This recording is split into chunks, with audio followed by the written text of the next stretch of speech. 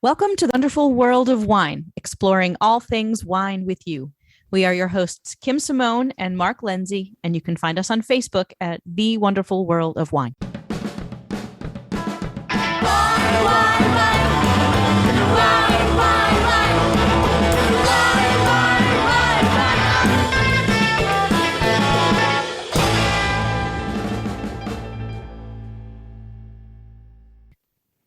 Hello again, and welcome to another week of The Wonderful World of Wine. We are your hosts, Mark and Kim, and every week we get together to talk with you about some of the trending topics in the wine world. And how are you this week, my friend? Everything is good, Kim. How are you this week? Great. I'm doing pretty well, thank you. Nice to be talking wine with you again. Yeah, we love talking wine and talking with our listeners and getting feedback on what we talk about. It's always good to hear what people think of the show. So let us know, please. And we try to bring you topics that we think will help you in your wine journey or help you the next time you're standing in front of a wine wall at a liquor store or a wine store. And the first article that we have to talk about today is about how much you should be spending on a bottle of wine, according to experts. Now, there are a lot of experts out there, and we are a couple of them. So we are excited to bring you sort of a different perspective on the pricing structure of wine this week. Yeah, and this was actually,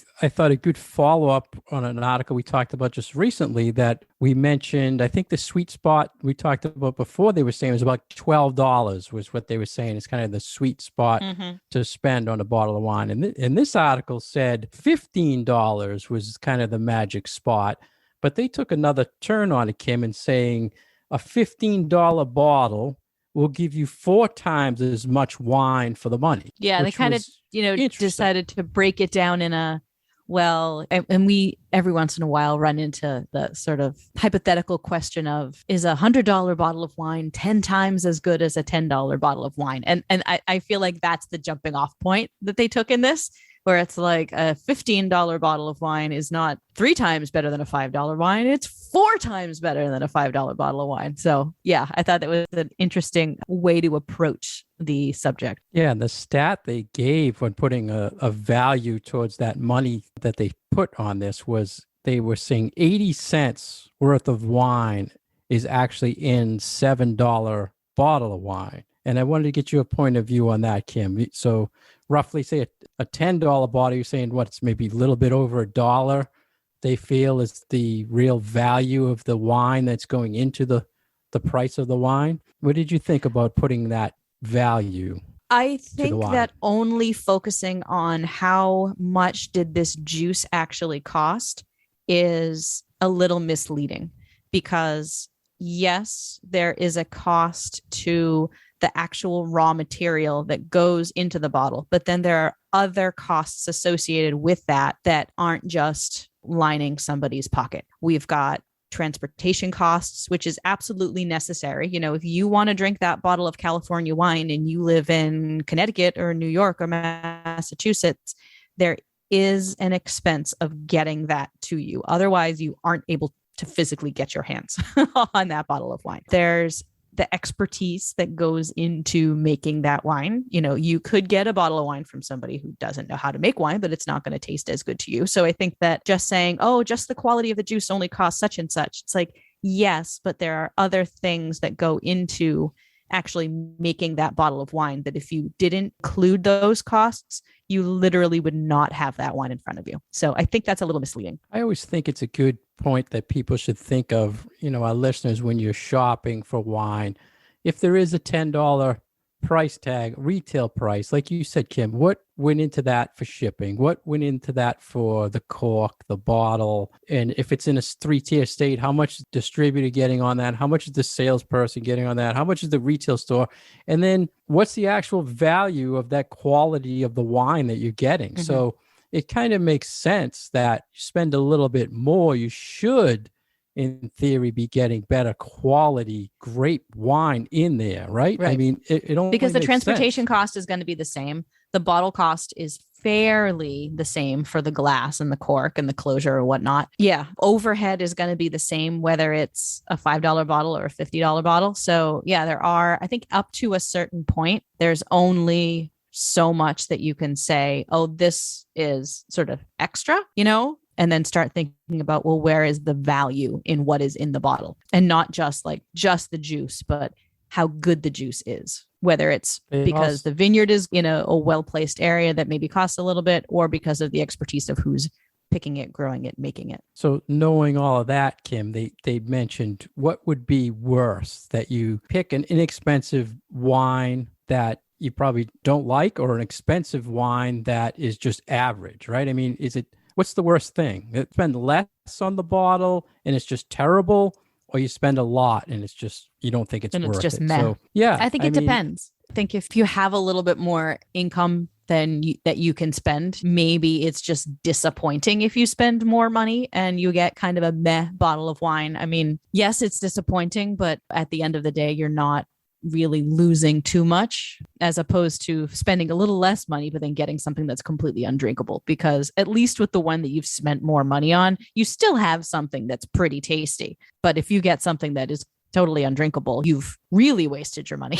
I mean, I think personally, Kim, if I buy something in the $10 range, I'm not usually really disappointed. I am assuming I shouldn't expect. Oh, you're right. Because I think that there's expectation going into it. But if you have a good bottle, you're like, wow, for $10, this was a really good bottle. But I never really think it's not what it should have been. I kind of had an expectation that at $10, it's going to be $10, you know? So it was kind of a different way to look at that, I guess. Mm-hmm. But they did mention if you spend $25 or more, they mentioned that most of that money in that $25 bottle goes towards marketing. Now, this I had to talk to you about because I really don't agree with that. And I was wondering what you thought of that comment. I don't agree with that either. And tell me your reason why you feel it's not marketing. Because there are so many wines at the 25 to say 50 range that frankly have barely any marketing. So I don't know what group of wines they're talking about. That's a $25 bottle. I can only assume they mean $25 bottles of wine that are a brand, as opposed to, say, a chateau or some little place in Chianti or whatnot. But I feel like 25 is where you're really starting to get into the more interesting wines, especially if you focus on sort of smaller producers and areas that are well known, and that the producers might be just one of many, many, many in those areas. So like $25 bottle of Ribera del Duero from central Spain, or $25 bottle of something from Campania, a $25 bottle of something from Vouvray in the Loire Valley. You know, you're not getting big producers. You're getting small producers. You're getting fairly high quality, well-crafted, interesting wines at that price point for those regions. Now, I mean, are they looking at kind of mass market branded things from California that are in that sweet spot of $25? Maybe. And in that case, yes, it would be marketing. But I think to lump everything in one price point into that category, I think is off base. I agree. And I like how you said the brand thing, because I feel it's most of the big brands at lower price points probably put out more in marketing. That's what I think. Yeah, I mean, they're probably putting less. We talked earlier about the dollar value of what it actually putting in the bottle for wine. They're probably putting in more in marketing for those brands than they are for the actual juice. Yeah, I think percentage wise, I completely agree with that. Well, I'm glad we agreed on that. The other thing they did in this article is they talked about testing a somm, giving him a $10 bottle and a $100 bottle, and say, you know, could you tell what's the difference? And I thought it was a good point that they made, that it all goes back of how the wine lasted and maintained its quality pretty much on the finish. So like the $10 bottle, they didn't really get anything lasting in their mouth with it. And the $100 bottle, there was more going on. So, I mean, typical of what a somm would say, but it should be exactly what an average wine drinker would say too. Wouldn't you think, Kim? Mm-hmm. Yeah, I think it's all going to be individual, and goodness knows there are enough stories out there about, well, this, you know, $12 bottle of wine tricked these somms to thinking it was more expensive, blah, blah, blah, blah, blah, blah, blah. So sometimes with those tastings, you can be either tricked or pleasantly surprised, whichever perspective you want to take on it. But I would agree that one of the hallmarks of, or what you expect in a more expensive bottle, is that complexity and is that length, and kind of those simpler, shorter tasting wines is one of the indications that we usually get that it's a less expensive bottle. They also mentioned, Kim, in this article about gold medals. Now, our listeners have probably seen this when you're looking at the wine shelf. Some wines have a little gold medal or a silver medal, or saying that it's won a medal at some competition. How did you relate that to putting, how much you should spend if it has a gold medal on it? How do you think they were trying to relate that to cost of the wine? Because they said it really didn't mean anything. Yeah, I don't really think it means a lot. And also, this is an article that is from Australia. So there may be a little more of a cultural cachet for Australian wines in kind of more of a local market, or that type of a sort of judging criteria kind of thing, that maybe a medal carries a little bit more weight. But we really don't see, unless you're in California, or you don't really see, I think, around here, wines being entered into like competitions. Like, I think a lot of the ones that do tend to be startup wines, new winemakers, but only really if they're in the area of like, a winemaking region that they can then enter into these things. I've seen a few that are competitions in the Finger Lakes, and I know that they do them in California, but I don't feel like that is something that consumers really pay much attention to. Never had somebody come up and say, find me a gold medal winner wine. I'm like, right. No. I think scores from writers certainly used to be more important, and that those critical 100-point scores still carry a little bit more weight than any medal would. And again, that medal awards thing could go towards marketing, where they're spending money to submit their wines, and then they're spending money to market that they won the award, and then they spend money to put the stickers on the bottle. Yeah, but I don't think that has any influence on the consumer. Like, I don't think the consumer looks at that and says, yeah. But yeah, you're right. Yeah, if you had to pay like an entrance fee to put your wine in the county fair for judging, maybe. Years ago, I used to always think that it was a better guide towards the wine, what it was, quality of the wine, because it was independent people rating it at these fairs or these. But how do you know that? Yeah, and then over time, I learned that it was really more of like a localized thing. Yeah, and there were really wines that you can't even get in our area anyway. Yeah, so that's kind of what I've always thought too, and it's one of the things that has always made me scratch my head about, there are some wines that have all little gold medal stickers on them, is no one knows what those competitions are. Like, we don't know how they're run. We don't know when they are. We don't know who's the judge. It's there because we know just from like the Olympics and things like that, we know what, a gold medal is, but who is running these competitions or tasting panels or what that, it seems to be mysterious sort of labeling thing on the wine bottles.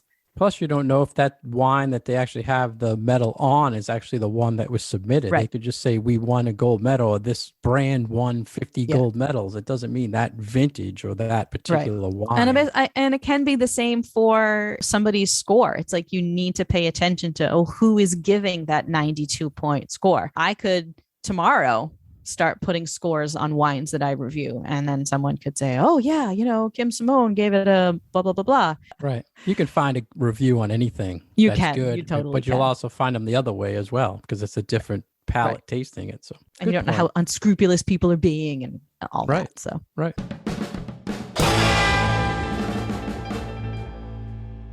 You're listening to The Wonderful World of Wine, and we are your hosts, Mark Lindsay and Kim Simone, exploring all things wine with you. We air every week on Franklin Radio, WFPR 102.9 FM here in Franklin, Mass. And our past episodes, you can find us on SoundCloud or iTunes. For more information about Kim, please go to her website at VinitasWineworks.com. For more information about myself, please go to FranklinLiquors.com.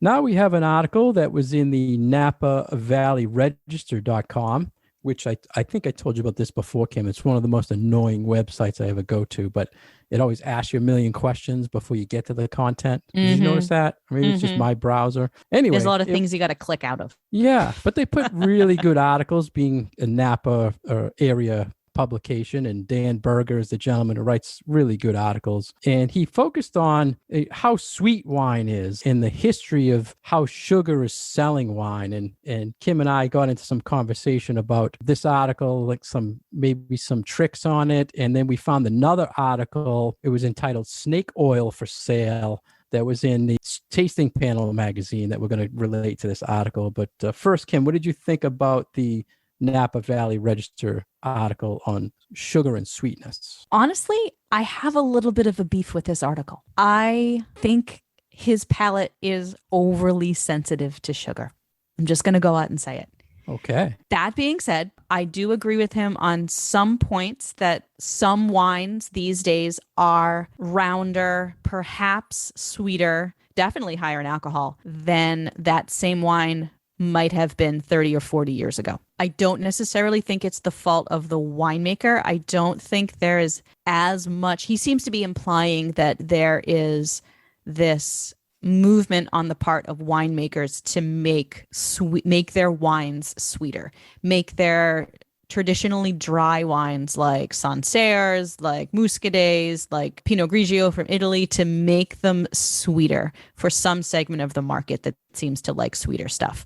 We're human beings, we like sugar. We just like, that's just a given. Like humans like sweetness. But I think a lot of it, and I've noticed this with certain things from the Loire Valley, from Chablis, white wines have gotten rounder and richer and, sometimes fruitier and sweeter. But I think it more has to do with warmer summers, honestly, because those alcohol levels are also creeping up. I think I had a Sancerre the other day that was 14%. Like, that's kind of unheard of. We're having a little bit of a difficult time at the wine school tracking down Chablis that are really minty and flinty and minerally and really, really bone dry, because the last few vintages, wines have been really round. So I took away from this article that he is placing blame on winemakers for changing the style of their wines. And I don't think that's fair, honestly. And also some of the way he's describing wines, I completely don't agree with. He says some New Zealand Sauvignon Blancs are so sweet that they mimic dessert wines. I have never had a New Zealand Sauvignon Blanc that mimics a dessert wine. Yeah, I have a good palate. I love Sauvignon Blanc. I've never had a New Zealand Sauvignon Blanc that tasted like a dessert wine, honestly. Yeah, good point. So, I don't know. I think he's a little over the top in this article. I mean, saying sugar sells, my understanding of what I've heard a lot is it's kind of an older generation that was brought up with the sweeter palate. But do you think the younger generations still have a sweet palate? That's why the wines may be leaning towards more sweetness lately? I think sweeter wines are excellent for people who don't drink a lot of wine, so they don't necessarily like higher acid, higher tannin, really bone dry wines. So having a little bit of residual sugar in there makes them more pleasant if it's not a familiar taste sensation in your mouth, frankly. It's like trying to drink black coffee versus coffee with lots of cream and lots of sugar. Lots of cream and lots of sugar makes it kind of taste like a dessert. But if you were to take all that out of there and just have a cup of black espresso, that takes some getting used to. So I would say for people that don't drink a lot of wine, just want something kind of pleasant, a little bit of residual sugar in there, fine, no problem. And for people who are just starting out drinking alcohol, whether they're midlife and have never really had a taste for wine, or if they're 21, 22, 23 and are just starting to explore, that tends to be, I have found in my experience, where the people who are enjoying sweetness in their wine tend to land. And I've found that as people experiment with different styles, different grapes, different places in the world, try things, have them with food, they do tend to lean, as they gain more experience, to drier, to more tannic, sometimes to lighter, higher acid. So I think that there's a spectrum. I think there's a pendulum. And to say that it's all one particular generation or one particular age, I don't think is necessarily fair. But I don't have any issue with novice wine drinkers getting into the beverage because they're enjoying something with a little bit of sweetness to it. I actually think that is the normal way of doing it, frankly. Talking about people drinking wine, his article, he mentioned the average wine drinker, what he considered the average wine drinker, only has 6 glasses of wine in a year. So on that note, and talking about, the palate of the average drinker, if you're only having 6 glasses a year and most of the stuff you're drinking is what's being put out on the market now with a little bit of sweetness, you probably don't know the traditional, the quote traditional or dry styles of wines. So it may be considered that a lot of stuff is sweet. You know what I'm saying? If you you're don't only drink it all the drinking time. if you're drinking 6 glasses of wine a year, I don't consider you a wine drinker. Yeah, I'm glad you said Honestly. that. 'Cause he's saying the average wine drinker. I would say that's a non-wine drinker. I would say that is someone who has a glass of wine in a social situation that is required of them to have a glass of wine, like Thanksgiving, somebody's wedding, Right. A cocktail party. That's 3 right there. So Right. yeah, I don't consider that to be, I think, indicative of wine drinkers in general. Right. So that's one of the many reasons I have a little bit of an issue with this. And I guess it is an article. No, I understand. And you had mentioned earlier about having a hard time finding drier style varietals, and I think lately it's been really hard to find what you would call traditional or varietally correct wines, because I've tasted recently, say like Orvieto from Italy, that it didn't have any classic characteristics of Orvieto. It was like totally different style. So I can see things are changing in the wine world, and this is one of the things, and sugar is definitely one of them. You also mentioned, Kim, about how he gave some wine examples, and the New Zealand Sauvignon Blanc being sweeter. The one I thought he was spot on with was Pinot Noir.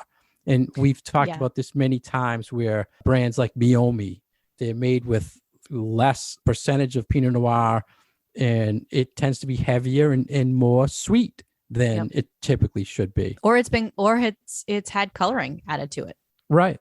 So it's not the traditional style. So it tends to be sweeter. One of the other, like on your New Zealand Sauvignon Blanc point, he mentioned the California Zin higher in alcohol. So it had a sweeter finish, which it's always been pretty much higher alcohol. But I've never gotten a sweeter finish on a California Zin. I haven't gotten a sweeter finish, but I've had some Zins, and this isn't even like just now. This was going back 15 years or so, that even if they were 15, 16% alcohol on the labels, still had that jammy fruitiness that could come across as sweetness.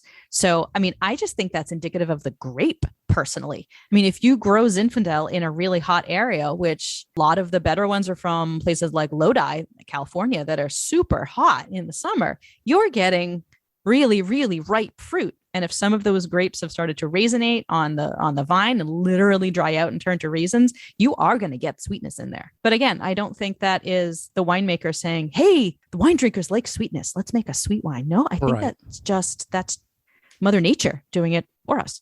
Right. Good point. Now let's bring this into the other article that we found, Kim, about snake oil for sale, which I had to pass you right away when I saw it, because I knew you'd appreciate. my feelings on the subject that they bring up in this in this piece. In this Tasting Panel magazine, this article is spot on about the dirty business of saying things are clean or that they're sugar free. Or what was your point you wanted to bring out that's kind of related to the sugar part of this article, Kim? Yeah. So the big one that always completely drives me nuts when I see ads for it is there's this one particular ad for one of these quote unquote clean wines, that their ad puts a glass of their wine up against another glass, and the other glass is filled with sugar cubes. And the insinuation is our wine is this way and everybody else's wine is full of sugar,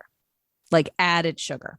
Now, when we talk about wines that are riper, sweeter, like we were just talking about with the article from Napa Valley Register, that's not sugar, cane sugar added to the wine. It's that the actual grape sugars might still be in the wine and just haven't completely fermented out. This idea of sugar cubes in a wine glass to get you to think that every other wine has all of this added sugar to it, and that no, my brand doesn't, really, really drives me nuts, because it is complete manipulation of the fact. I don't know. It's this insinuation. And that's what I really liked about this article, was that the author put into words my feelings on the subject that get me very riled up. And he breaks it down into 3 different ways that their marketing does this. And he says the first is manipulation by insinuation. And that's what this is. It's like they're insinuating that everybody else's wines has all this added sugar to it. The use of meaningless terms, which again, we see this all the time in wine marketing, and we've talked about it a lot. And then obscuring transparency. So making it sound like there is more going on with everybody else's wines by sort of making it seem like you are doing a better job at making this healthful product, which is, trying to make it sound different from everybody else's. And the example he gave for the sugar thing was many promote their wines as being low carb with no added sugar. The problem is not that this is false, but rather this is true of virtually every dry table wine out there. The other thing he mentioned in this article, Kim, was about additives. There's a lot of different things out there, but it applies to only a handful of high volume, low cost commercial brands. So to say that nothing's added to this wine, and we don't use this, we don't use that, which that's virtually true about a lot of wines, except for the big production. Anything else in the snake oil article or the sugar article, Kim? Just that it was like, it spoke to my heart. Like, thank you for putting into words what I haven't been able to. They actually ran it 2 months in a row. It was so good. He must have got a lot of feedback That's awesome. on the article. So yeah, you hit it right on the head. I mean, for someone to come out and just say, just be aware that there's a lot of tactics being used. And, and that it's all marketing. This is not, the other point in that, Kim, I thought you would have liked is when he said, they're saying all this about their wine, and then you go to their website to find out, let me see the truth about this. And there's nothing there that tells you it's true. And that was kind of in the obscuring transparency. It's like, one of the best things that you ever taught me, Mark, was if you really need to know or really want to know more about this wine, Google the text sheet. Don't just go to the winery website, because the text sheet sometimes can be really hard to find.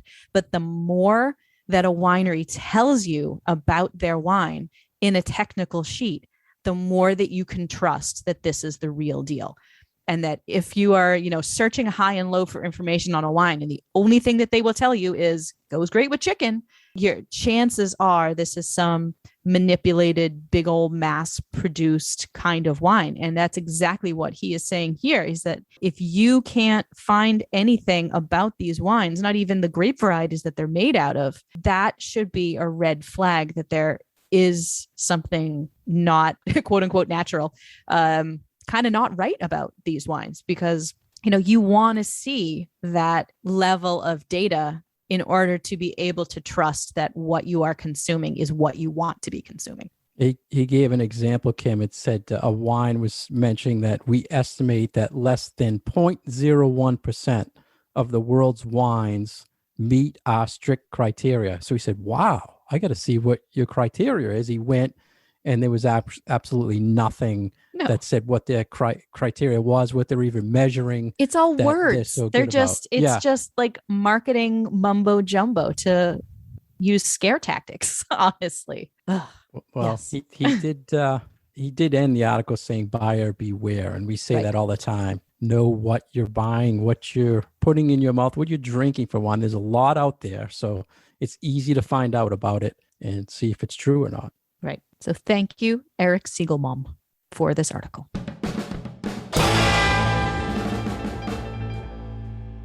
Thank you for listening to The Wonderful World of Wine. We've been your hosts, Kim Simone and Mark Lindsay. You can find us on Facebook at The Wonderful World of Wine. We always welcome your questions and your comments. You can find past episodes of our show on SoundCloud and iTunes. See you next week. Cheers.